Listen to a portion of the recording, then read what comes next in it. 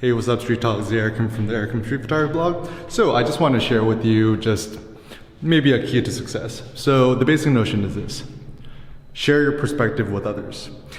I think the notion perspective is super interesting because even now as photographers, anyone can make a good photo nowadays, right? What differentiates us as photographers from other people? It's more of like our perspective, speaking metaphorically or quite figuratively, in terms of perspective, like you see something interesting happen. Where are you standing? Are you crouched? Are you high? Are you left? Are you right? How close are you to the action and so forth? And not only that, but what is your perspective on the world, on life? And it's kind of a combination of your morality, philosophy, ethics, and so forth. So like I personally find a lot of happiness and joy and optimism in life. And my perspective that I'm trying to share with other people is that being alive is the best thing ever, and we should delight in being alive. And the thing that's nice about having your own opinion and having your own perspective is this: your opinion, your perspective cannot be refuted. Because ultimately, there's no such thing as ultimate truth or knowledge.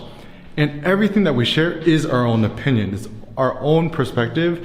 And I do think that by sharing your own perspective, it augments your feeling of power because you feel more self-aware about what you are and what you believe in.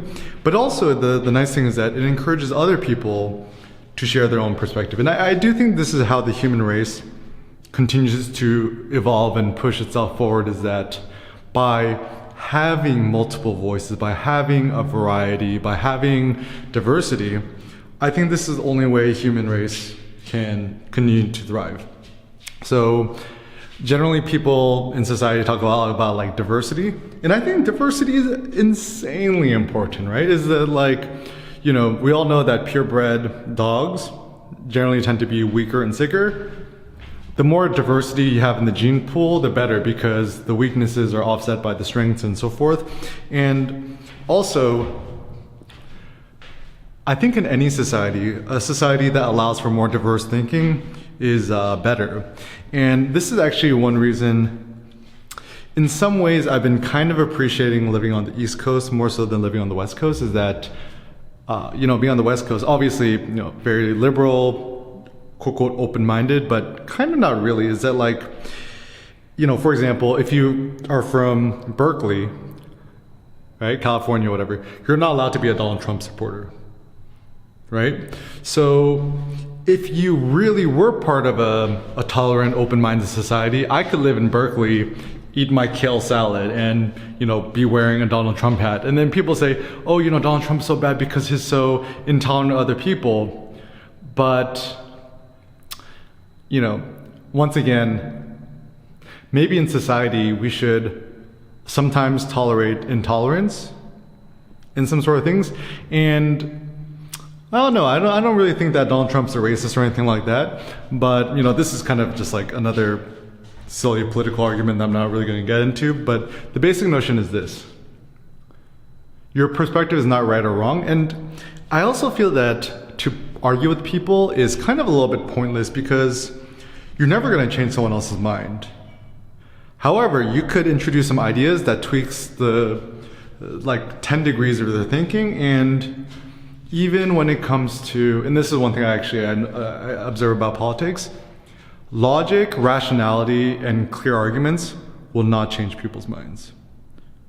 What changes people's mind, or what convinces or influences people, is through emotions, it's through conviction, it's through confidence in what you say. And so, even the saying, fake it till you make it, I think generally tends to be a good one, is whenever you share your perspective with others, you don't need to add caveats, be like, oh, I think this, but it's not really necessary. I think it's more important that you're direct, you're forceful, you share your perspective, and you do it, however, in a way that's in accordance with your own ethics. So I think when it comes to morality and ethics, Immanuel Kant is pretty good in the sense that treat others as you would like all of humanity to treat each other. But it's kind of it's kind of a tall order.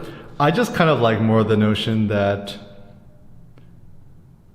everyone has their own perspective, everyone has their own opinion. It's best for us to live in a maximally tolerant society where everyone's allowed to have their opinion, whether right or wrong. As long as people isn't killing each other or people isn't being like ridiculously, insanely hateful over each other, then all should be permitted. Now, I still do believe that there needs to be some government intervention between like, straight up having like, KKK websites on the internet and stuff like that. But still, I don't philosophize too much about like political censorship or whatever, but still, everyone should be allowed to have their own perspective, their own opinion without risk of censorship. And once again, this is me speaking as like, a California left-leaning liberal is, I have heard some things that like, conservatives or people on the right wing are starting to get more censored. And I think it actually is true, is that you think about all the big tech companies, they're all in California, and I know a lot of my friends who are engineers.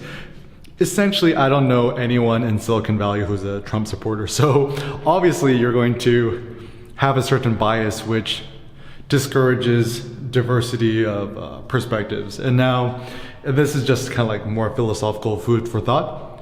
In a society, are we allowed to hate? Yes and no. I think we should, we shouldn't be forced to love everything, right?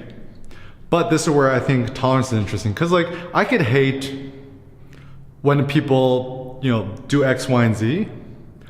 But, in some ways, assuming they're not like actively hurting other people, I think people should be allowed to have at least have entitlement to their own opinion. And once again, it's good to live in a society where people are not stealing and pillaging each other or just like being violent towards one another, at least in a physical sense.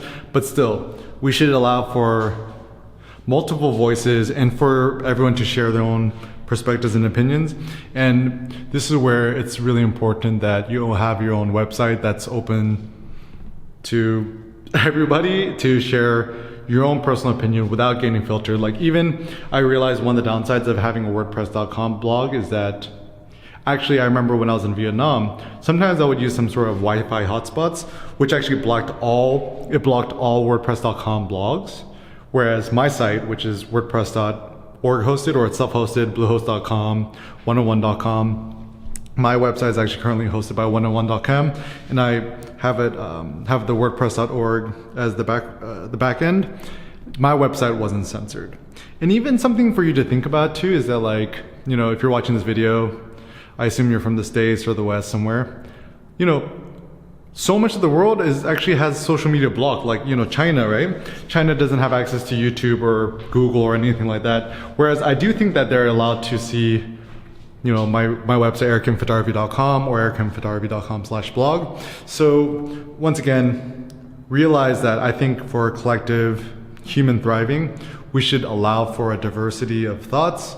And ultimately, I encourage you to share your own opinion or perspective. Don't be afraid of getting hated on or critiqued or whatever, because your opinion, your perspective is irrefutable, and I think it has value. Thanks a lot for watching, guys. Peace out.